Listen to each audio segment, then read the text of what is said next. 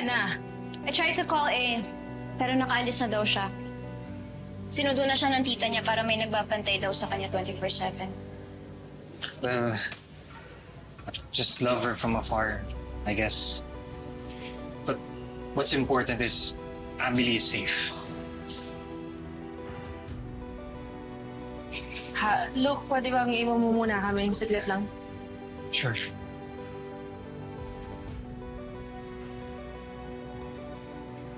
Ano ba yun?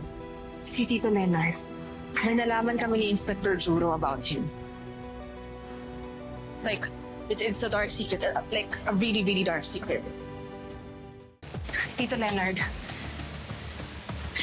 He's a pedophile. Paano mo nalaman naman yan? Sinabi sa akin ni Inspector Juro. Pagkausap kami, narinig ko yung pag-uusap nila. Wait lang. Sandali. You're still in touch with that inspector? Oh, ba?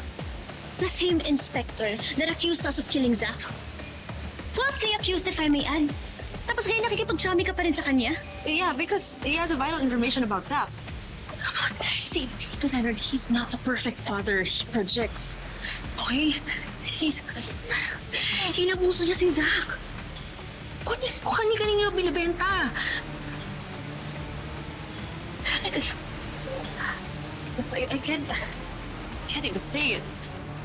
Walang iya pala yung tatay ni Zach na yun. Di kaya connected yung pagkapatay ni Coach Zach sa lahat ng to? Well, that's what I thought. Kasi naalala niyo ba before, iniisip nilang tayong pumatay kay Zach dahil galit tayo sa kanya, di ba? But what if Zach was killed because he was being silenced by his abusers? Oh my God. Diba? Liv, enough! Enough! Oh my God!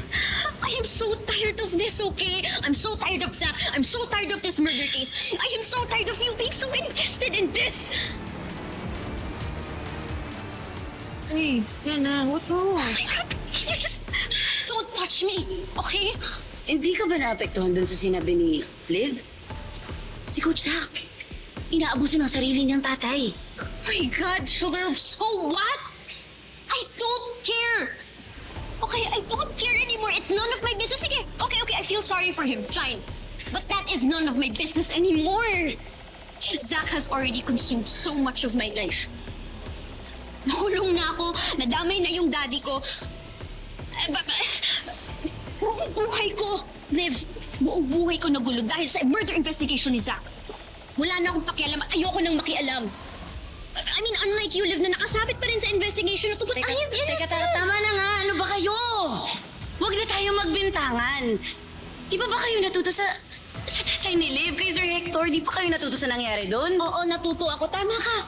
Natuto na ako na hindi na ako makikisawsaw sa buhay ng iba. Lalong-lalo na yung tao na naaagas na. Naturingan ka pa namang law student. Eh, wala kang sense of justice, Yana. Zach was a victim too. Hindi niyo ba naaalala kung anong ginawa niya sa inyo? Ha? Liv, he cheated on you. He abused your brother. He threatened my life. And he ruined A's reputation. Hindi niyo ba naaalala yun? Oo nga, masama ugali ni Coach Zach. Alam nating lahat yun, okay? Haba ng listahan ng ebidensya. Pero, ba't ka nagagalit sa amin kung kahit pa paano naaawa kami sa nangyari sa kanya? Ang lala din nun, no?